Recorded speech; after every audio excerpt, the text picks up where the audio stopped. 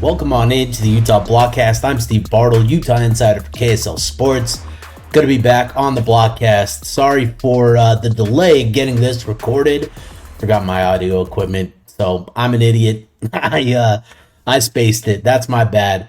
So here I am on a Friday, 2 days after Big 12 Media Days ended, with a recap of Big 12 Media Days. So I appreciate everybody for tuning in and supporting the Blockcast. Obviously, it means a lot to me, and I'm excited for what's coming with the Utah Blockcast. But was down in Frisco, Texas. It was a lot of fun and plenty to discuss. You know, there wasn't anything super noteworthy or new breaking news or anything like that, but I do think there were some, insights to sort of pick apart and some things to talk about from the 2 days and all of that. But first, I want to start by acknowledging the barbecue scene down there in Texas.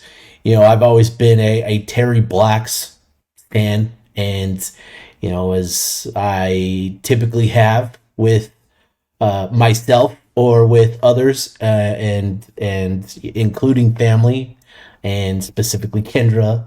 Whenever we go to Texas, one of our first stops is typically Terry Black's.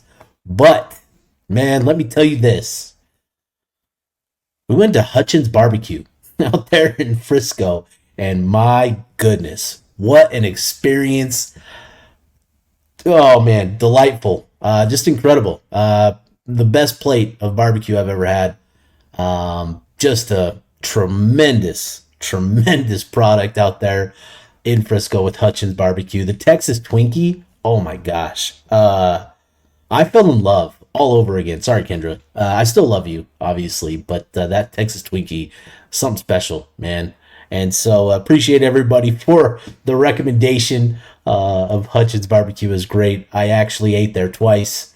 So shout out to the Utah media folks that accompanied me. Obviously, Josh Furlong, Sammy Mora, Joe Coles were accompanying me in the experience. That was our first night there, and then I went again with KSL Sports Mitch Harper and Tanner Tripp, who also had a similar experience. So it was great, man. Can't recommend it enough. I am certainly excited to continue my barbecue escapades and all of that. Certainly it should be fun to experience getting out to Kansas this season. People have talked about Kansas barbecue, talked it up quite a bit, so expectations will be high. But man, shout out to Hutchins Barbecue. It was incredible, and the only way to start the podcast recapping my trip down to Frisco. So let's get into Big 12 Media Days and what we learned, what we can take away from the event.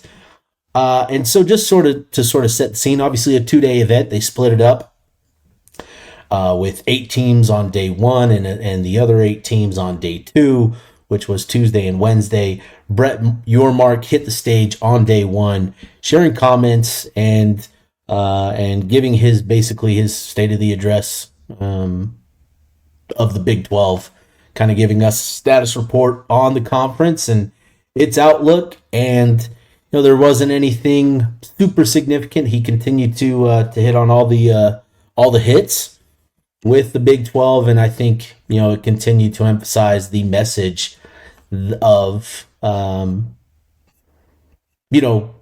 wanting to earn it, the competitive balance in the league, the 5+11 playoff format, and those were the big talking points throughout the 2 days. Was maintaining competitive balance, a level playing field, the talent specifically at quarterback. Those were pretty consistent topics throughout the 2 days, and I think that's kind of where it should be. I think Brett Yormark and what he's done with the Big 12. Obviously, he continues to push the commercial opportunities with the announcement of the WWE and SmackDown actually traveling to campuses for SmackDown events prior to game days, and Utah will host one of those SmackDown events. And I know there are some WWE fans that listen to the Blockcast. So shout out to you guys that are fired up about that. So that'll be pretty interesting. And again, just the way to keep the Big 12 in the headlines is how I view that. So beyond that, nothing really new in terms of the media rights and all that. But the Big 12 will begin its new media rights deal, a 6-year deal that begins this season, worth over $2 billion. And the announcement this go around was the addition of TNT to the broadcast plan, as well as the digital arm Bleacher Report under TNT, which was a pretty significant had a pretty significant presence there at Big 12 Media Days. There was a lot of video interviews with with Bleacher Report and their team, and that was really interesting to see that and add that to the dynamic.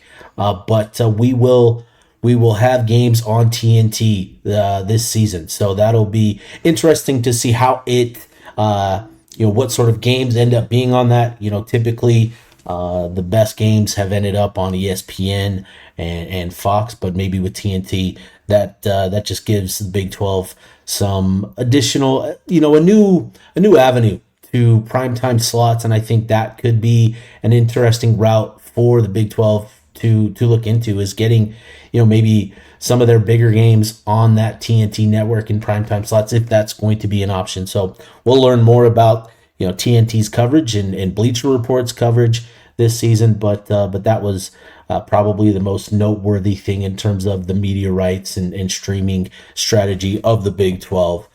But I do think a key point that Brett Yormark talked about in his address of the conference was the competitiveness, the competitive balance, the parity, all of those things that he talked about last year, but more specifically the quarterback position. I think this is something that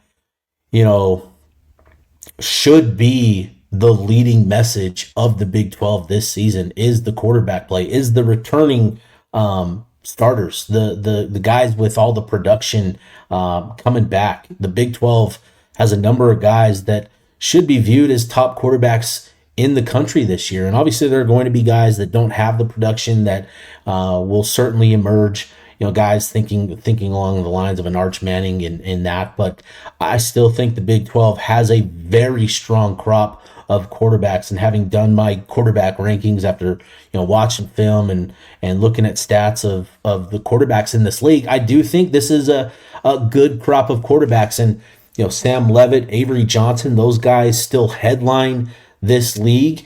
Obviously, with Leavitt leading the Sun Devils to the Big 12 championship last year. Avery Johnson, still considered the most talented quarterback in the league. I think a lot of people are anticipating him taking a step forward in his game, having that year under his belt last season and leading the Wildcats to success. I think that was represented in On3's anonymous vote of the Big 12 among Big 12 coaches. Kansas State and Iowa State were picked as the two teams to make it to the Big 12 championship this season, and I think that is largely due to Avery Johnson and what the Wildcats and Chris Kleiman have done to surround Avery Johnson with improved options at the skill position. So those two are the headliners, but there's a lot of depth in this league this season in terms of who's coming back. Obviously, Josh Hoover, Sawyer Robertson at Baylor and TCU, respectively. Bayron Morton is a guy that Coach McGuire, who got a lot of airtime this year, given what they've done in terms of the investment in that program, and I'll talk more about that later on. But Bayron Morton is another good quarterback in this league. And then you look beyond that in who's coming into this league, and it potentially adds to the strength of quarterback play in the Big 12 with Devon Dampier coming in, Caden Salter, Connor Weigman, 3 transfers that I think are coming into the league with varying levels, but all of them are coming to the league with high expectations in terms of what they're going to do for their respective programs. So I think, again, highlighting the quarterbacks in this league is going to be important, and it's going to be up to these quarterbacks, these signal callers, to live up to it, to play at a high level, and to lead their respective programs to success. I think that's going to be the key, because the big message this year was around the college football playoff format and the desire for the 5+11 format, which again is the 5 automatic bids for the conference winners and then 11 at-large bids. And Yormark talked about it, wanting to earn it on the field, and I think highlighting the quarterbacks and their play a significant role in the Big 12 conference's chances at securing multiple bids this year. So we want quarterbacks to live up to that, and we want specifically Devon Dampier to live up to the expectations, because as I transition to more of a Utah-centric takeaway segment here, Devon Dampier was the guy that I think had a lot of interest. A lot of people were significantly excited and interested to hear from Devon Dampier. And I think Devon came into this with the right personality to make a strong impression. I thought he was very charismatic. He was very engaging with the media. He took each and every question in stride and answered it, with a confidence that was sort of an undertone, in his responses. He was very, like I said, energetic, positive, and just had fun with this event and with this opportunity to represent Utah, at Big 12 Media Days. But still, I think there's a lot of intrigue around Dampier going into this season. I was talking with a handful of national media members on threes, Ari Wasserman, and Andy Stokes as well. ESPN's Adam Rittenberg both talked about kind of their interest in Devon Dampier this season. Ari Wasserman talked about, he said, this is going to be appointment television for me. And he is a guy that firmly believes in Dampier's ability to come to Utah, given the fact that he's working in the same offense that he did at New Mexico, and make an impact, make a significant impact for Utah in this Big 12 race. So, there was, I thought Devon Dampier coming to this event, and, I was super interested in seeing how he handled it. I thought he exceeded expectations in terms of, the sort of impression that he made. And, he talked highly of Utah's outlook and how they're feeling going into the season. I think there is a lot of genuine excitement, amongst these guys for the season to get going. But Dampier was also mindful of, the rest of the conference and showing respect to the rest of the conference. And, when he was asked about making the transition to a higher level of competition in the Big 12, Dampier, acknowledged that this is, it has been a bit of an adjustment. And he talked about seeing it and feeling it and going through that adjustment in practice, first and foremost. And I think we have to remember, Utah, they're going at it in practice, right? Utah was one of the top defenses in the league last year, despite all the struggles. And that was a pretty consistent message of Kyle Whittingham, who just, again, praised the consistency of the defense and all of that. But, we got to remember that Devon Dampier is going up against that defense, on a pretty consistent basis this offseason. And he acknowledged the fact that, it was a bit of a learning curve. There was that in terms of making that adjustment, adjusting to the speed of the game, the speed and size of the game, and his need to improve, his processing and decision making. And I think having that sort of confidence to acknowledge that, to speak to that, I think is a good sign. So, I was impressed with Devon Dampier. Again, he was a pretty hot topic amongst people that I talked to, and everybody wanted to talk with Dampier this year. So beyond Dampier and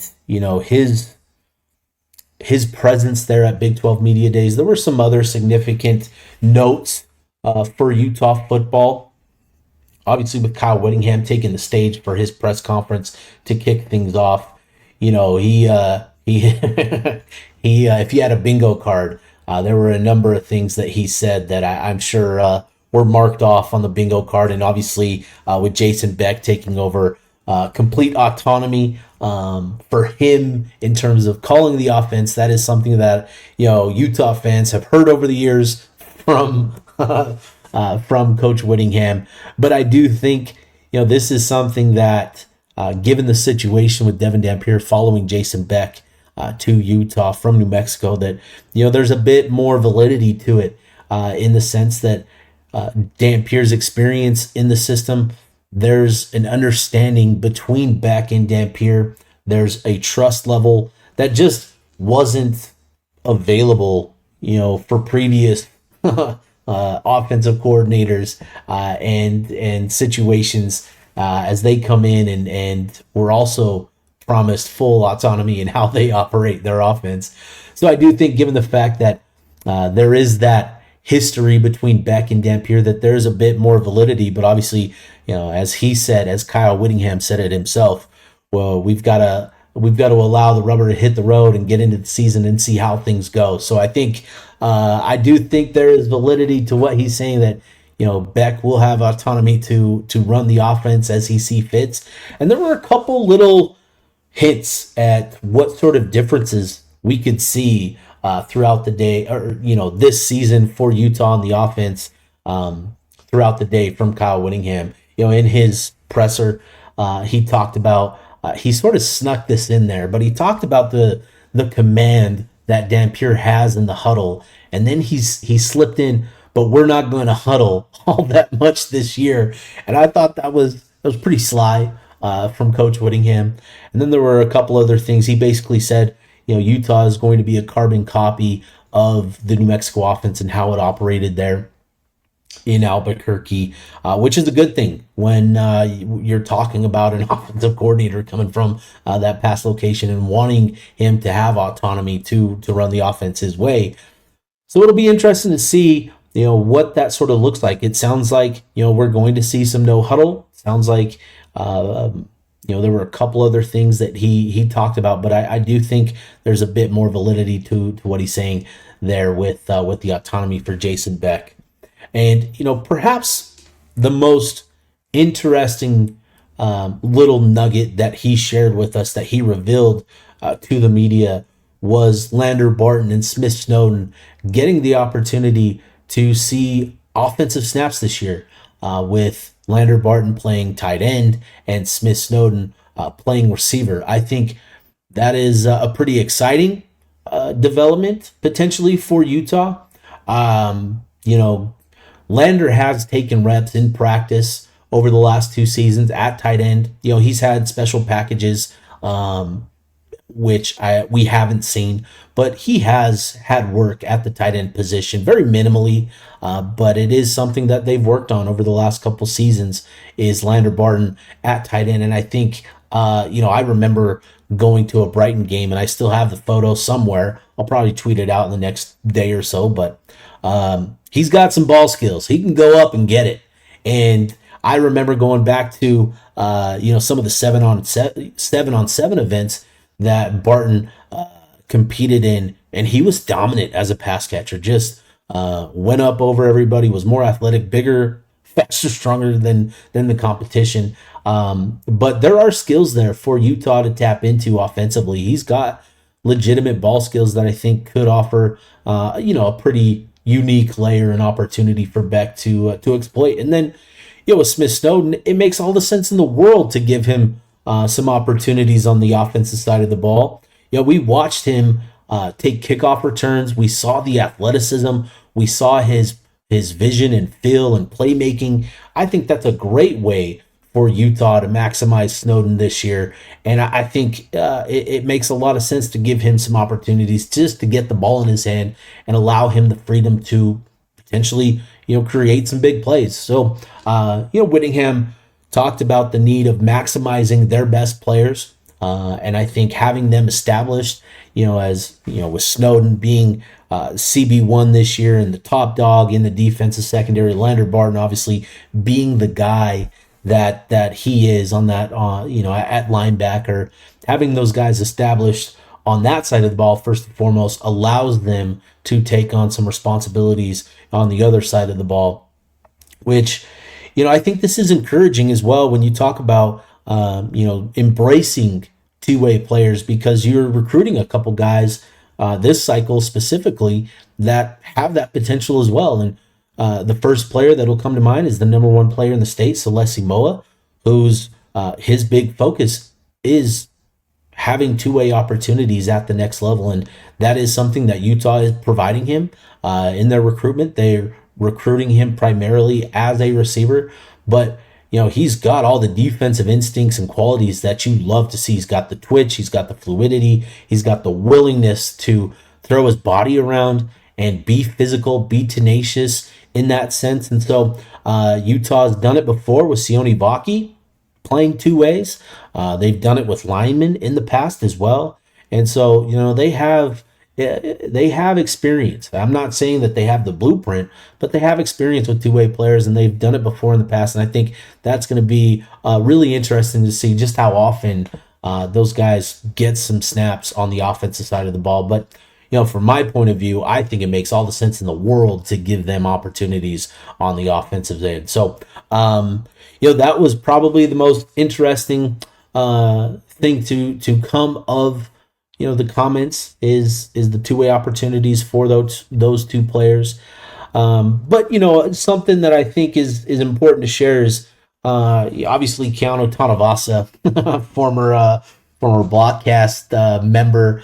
We crossed him off the list, obviously, and all that. But he had some comments, made some comments that I think obviously now with the quotes available were a little misconstrued and in that. And I think it's unfortunate what's come of this, but obviously Tanuvasa and Keanu, I had the opportunity to talk with him a couple times at media days, and it was, for me personally, it was good to catch up with him. And he's had a lot of life events that have changed his life. He got married this offseason, but I think in terms of how things went down over the last 10 months, right? Going back to the season, going back to our episode where he pleaded with Utah fans to stay bought in, getting into the month of December when he recommitted to the program, announcing his Utah man am I and all of that,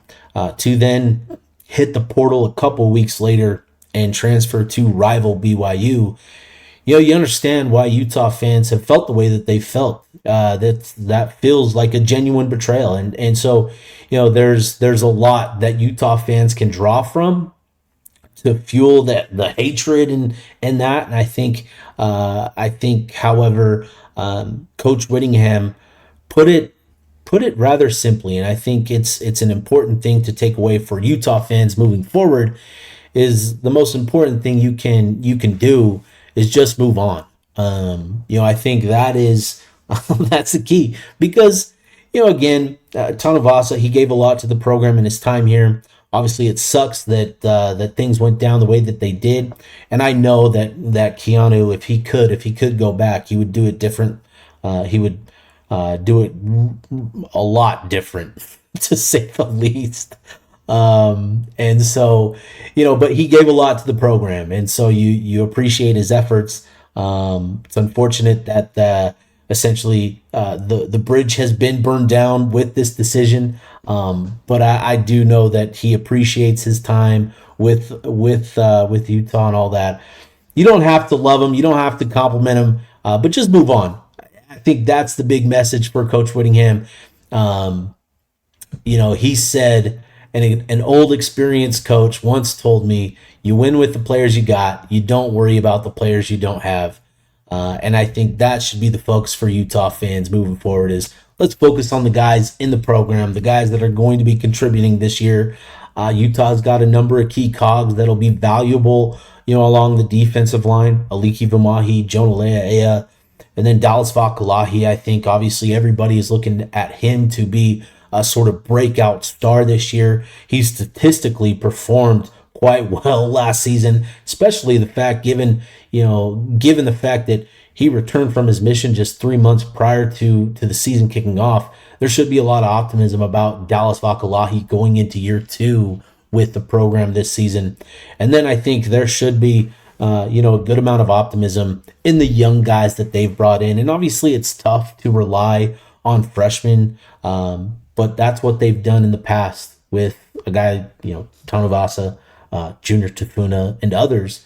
I think Dallas Vakalahi last year, right? I think, Utah brought in a number of young defensive linemen that will be the tackles, the linemen that will carry on the tradition, moving forward. But a couple of them, at the very least, are going to be relied on this season. And I look at, Carson Kafusi as one. He spent the offseason with the program, going through winter workouts and spring ball. I look at Dylan Battle, the transfer from LSU, who's a true freshman who went through spring ball with LSU.